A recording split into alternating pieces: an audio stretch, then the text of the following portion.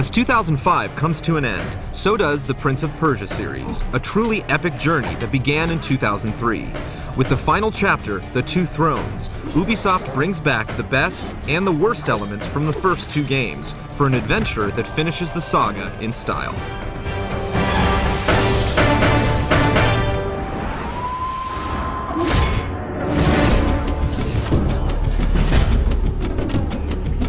Two Thrones begins after the special ending of the second chapter, Warrior Within, that left the prince on the fiery shores of Babylon with his new love, Kylina.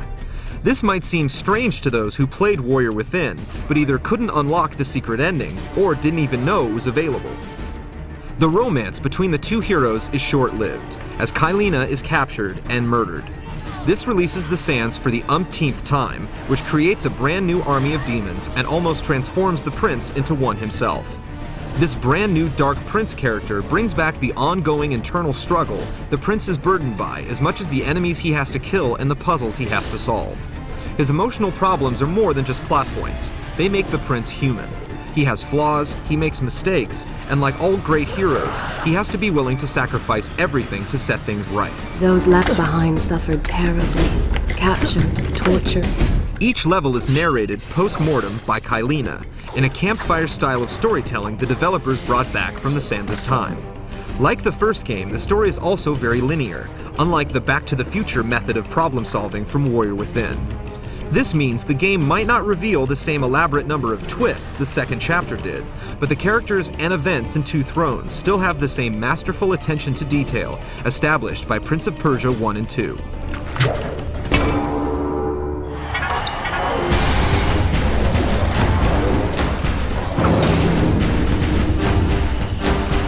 The biggest additions to the familiar Prince of Persia gameplay in the third chapter are the playable Dark Prince and the new speed kill system. The Dark Prince is an interesting comment on the criticisms of Warrior Within, which argued that the game and its hero had gotten unnecessarily dark and aggressive. The change was physical, nothing more! The upside to being dark is it makes the prince much more powerful and gives him the ability to take out several enemies at once. The downside is, like the Wraith from Warrior Within, being dark slowly takes his life away.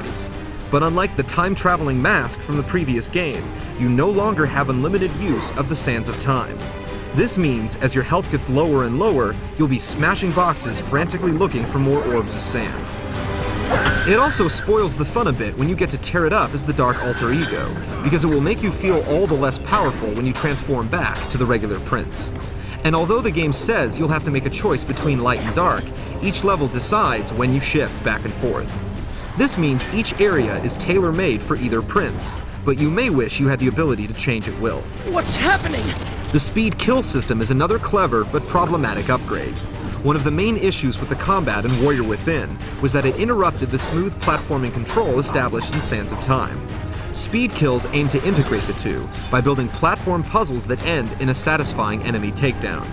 Your sword glows when it's time to strike, but sometimes your perspective is too far away to notice. Even though you'll be spending a lot of sand power rewinding each speed kill to get it right, it's a wise and natural evolution of the two standard types of Prince of Persia gameplay. Are you sure you can control this thing? The final new feature, which can be easily dismissed, is the spontaneous and awkward chariot races. These are randomly dispersed throughout your quest, and although they bring a completely new style of gameplay to the series, the chariot control is really slow and sluggish. These levels become mostly about memorizing the track, rather than using the free-form combat from the rest of the game. We made it! Hold yours! Despite the hit-or-miss additions to the Two Thrones, it still maintains the buttery smooth character and camera control exclusive to Prince of Persia. It's ironic how comfortable you can feel as the prince jumps and swings through each level, when with every step, he's a second away from falling to his death.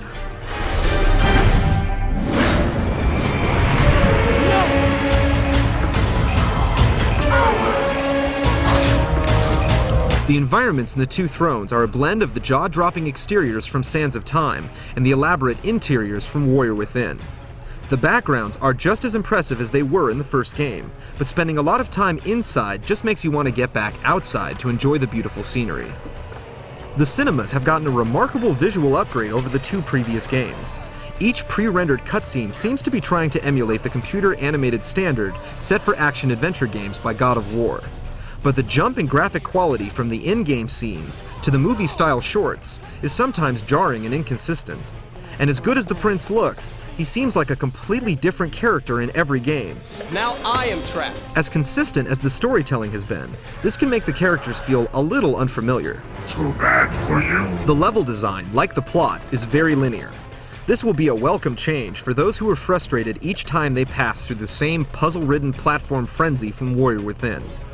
But perhaps the greatest omission that many felt tainted the experience in Warrior Within is the absence of a raunchy metal score by Godsmack.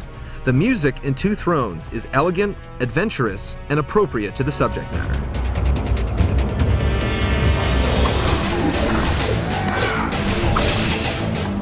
The Two Thrones has several new features that are as two-sided as the prince and his darker half. While newcomers to the series might not find anything revolutionary to get excited about, fans who have followed the saga from the beginning, waiting for a climactic conclusion to the epic Prince of Persia trilogy, will not be disappointed.